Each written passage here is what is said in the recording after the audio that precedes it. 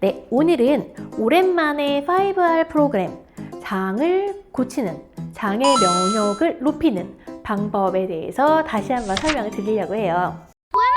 배가 아프거나 혹은 피부에 문제가 있거나 면역에 문제가 있는 환자들에게서 점막 면역을 호전시키는, 특히 그 중에서도 장 면역을 호전시키는 5R 프로그램이라는 것을 설명해 드리려고 합니다.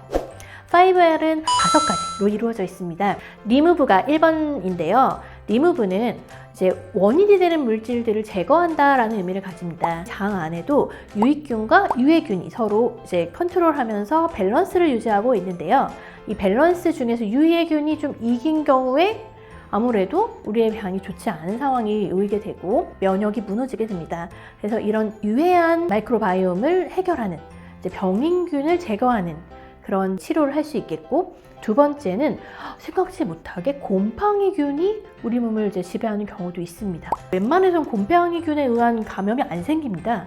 그런데도 이제 곰팡이균에 의한 감염이 생기는 경우가 있어요. 얼마나 면역이 저하되면.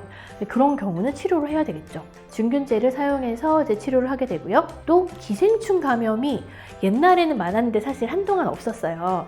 근데 요즘에 유기농 많이 드시잖아요. 그리고 외식을 많이 하시게 되면서 채소 뒷면 같은 데 이제 기생충 알 같은 것이 잘 닦이지 않은 채로 이제 먹게 되는 경우들이 좀 있어서 이제 기생충 알이라든가 기생충 이제 원충 같은 것이 배변에 나오는 경우가 있습니다. 그래서 분변 검사를 통해서 이제 기생충 확인을 해볼 수 있고, 또 혈액 검사 중에서 에오지노필이라는 백혈구의 한 분율이 있는데 그 분율이 일정 수준보다 높으면 기생충 감염을 의심해 볼 수 있습니다. 이렇게 이제 3가지의 감염을 확인해 보고, 또 그 외에 감염들이 있다면 그것도 확인을 한번 해보고요. 또 하나 중요한 것이 있는데요.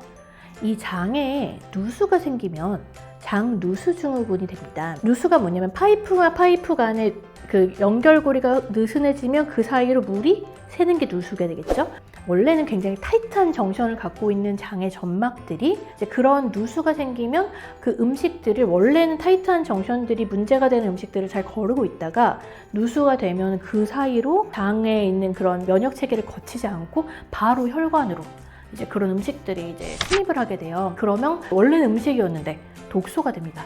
그래서 이제 그런 문제가 되는 음식물들을 제거해 주는 거, 엘리미네이트 다이어트, 제거 식단이라고 하죠. 이제 그 제거 식단을 잘 해주시는 부분까지가 리무브에서 가장 중요한 역할이 되겠습니다.